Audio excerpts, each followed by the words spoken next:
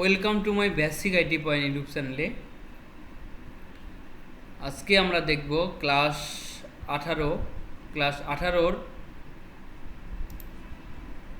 যে টপিকসগুলো রয়েছে আমাদের আজকে পেজ লেআউট থেকে এই পেজ সেটআপ এই সেগমেন্টটার কাজ দেখব।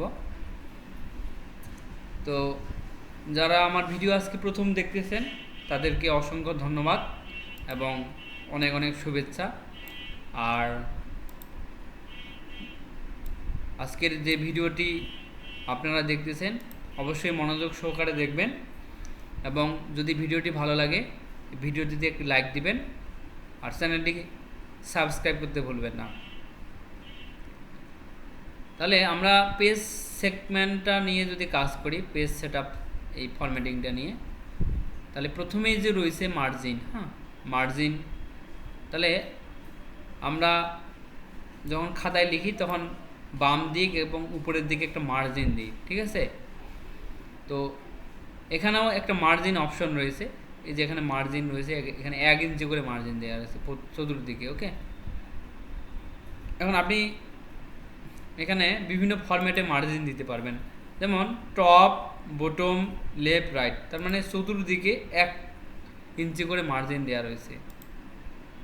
তাহলে আপনি এটাকে হাফ ইঞ্চি করে দিতে পারেন, এটাকে ন্যারো হিসেবে রাখছে, যে হাফ ইঞ্চি হয়ে গেছে। আবার আপনি চাইলে মডারেট বলতে উপরে 1 ইঞ্চি, নিচে 1 ইঞ্চি, আর লেফট রাইট 0.75 ইঞ্চি এইভাবে থাকবে।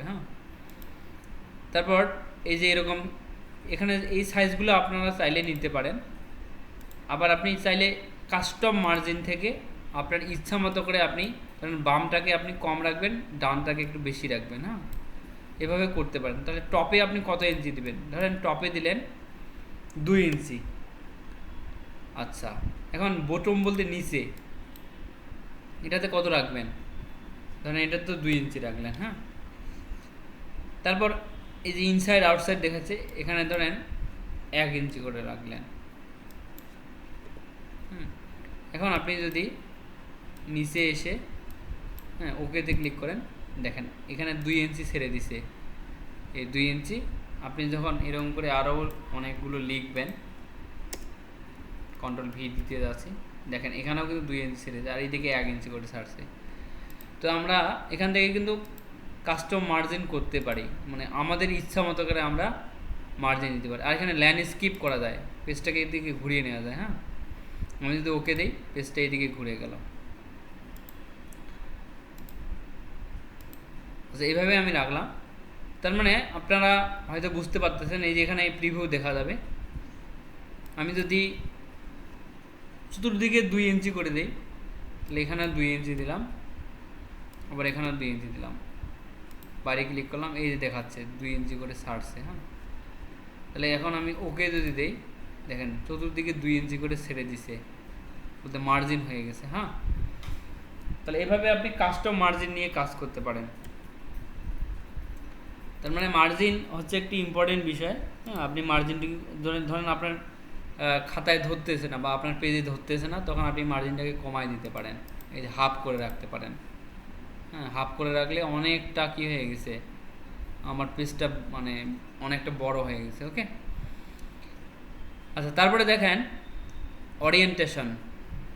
ওরিয়েন্টেশন মানে হচ্ছে পেজটাকে কোন বরাবর আপনি রাখতে যাচ্ছেন, লম্বালম্বিভাবে রাখতে যাচ্ছেন না আড়াআড়িভাবে লম্বা রাখতে যাচ্ছেন। এই যে ল্যান্ডস্কেপ মানে হচ্ছে এই দিকে লম্বা হবে, এই দিকে লম্বা হবে।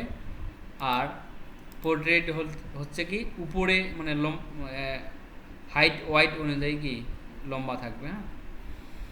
যেমন একটা যদি আপনি খাতার পেজকে বা A4 সাইজ পেজকে উপরে নিচে রাখতে চান, তাহলে এটাকে বলবো আমরা পোর্ট্রেট।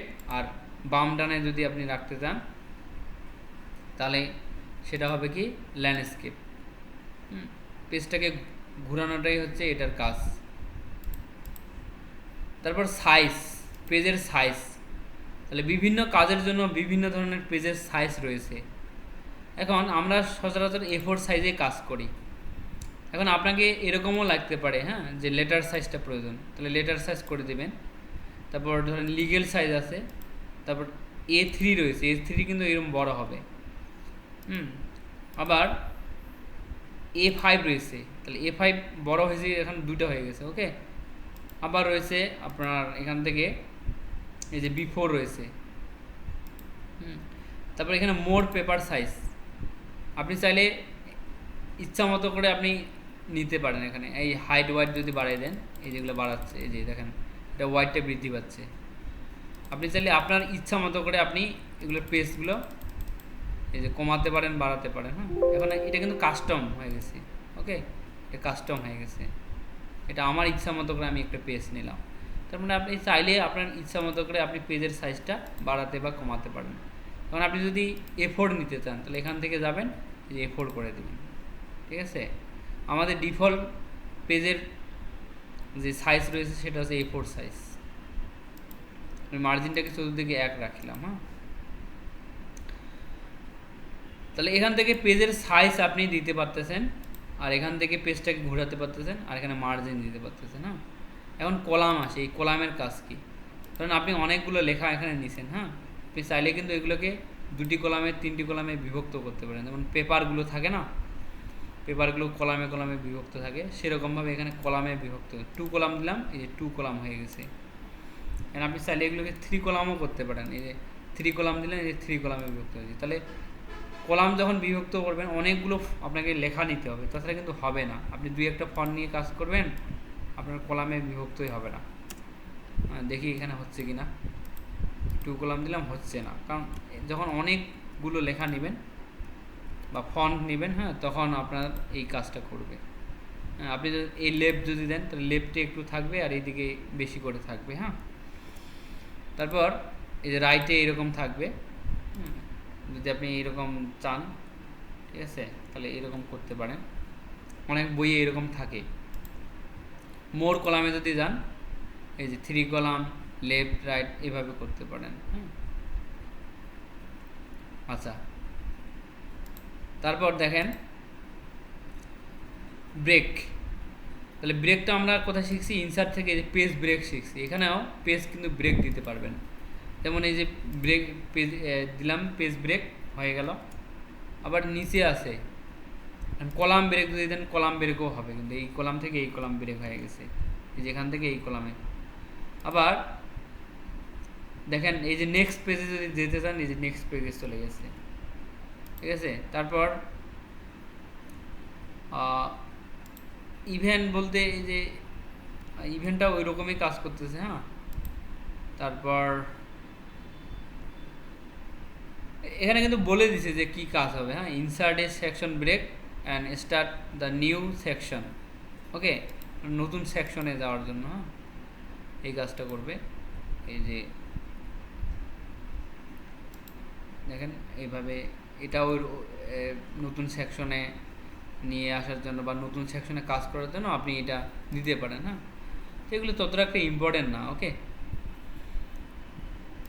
তারপরে দেখেন লাইন নাম্বার। হ্যাঁ, লাইন নাম্বার, তাহলে আপনি যদি এখানে কন্টিনিউতে ক্লিক করেন, তাহলে প্রত্যেকটা লাইনের নাম্বার দিছে। তাহলে এখানে কতগুলো লাইন রয়েছে। ওকে, এই 24 নাম্বার লাইন, এটা আরও লিখবেন 25 নাম্বার লাইন আসবে, আবার লিখবেন 26 নাম্বার লাইন আসবে। হ্যাঁ, আবার এন্টার যদি দেন 27 নাম্বার লাইন। তার মানে আপনি কতগুলো লাইন লিখছেন, আপনি চাইলে এখান থেকে এগুলো কি করতে পারেন, এখান থেকে দেখতে পারেন, লাইন নাম্বার দিতে পারেন। হ্যাঁ, এখন যদি নান ক্লিক করেন, দেখেন নান হয়ে গেছে। ওকে, আর লাইন নাম্বার অপশনে যদি ক্লিক করেন, ঠিক আছে, এখানে নিউ পেজ রয়েছে, ইভেন্ট পেজ, অড পেজ, মানে উপরের পেজ নিচের পেজ এগুলোতে করতে পারবেন। হেডার থেকে শুরু করবেন না, ফুটার থেকে শুরু করবেন, এই যে এখানে রয়েছে। হ্যাঁ, এখানে বলছে ভার্টিক্যাল অ্যালাইনমেন্ট টপ থেকে শুরু হবে। হ্যাঁ, টপ থেকে শুরু হবে। আচ্ছা, তাহলে এভাবে আমরা লাইন নাম্বারগুলো দিতে পারি কিন্তু। হ্যাঁ, এই যে মার্জিন আছে, এত কিছু দেখার দরকার নাই আপনাদের। হ্যাঁ, বা এত কিছু নিয়ে কাজ করার দরকার নেই। যেগুলো আপনাদের খুবই ইম্পর্টেন্ট আর কি, আমাদের প্রফেশনাল কাজের জন্য যেগুলো খুবই গুরুত্বপূর্ণ, সেগুলো আপনাদের শেখা উচিত।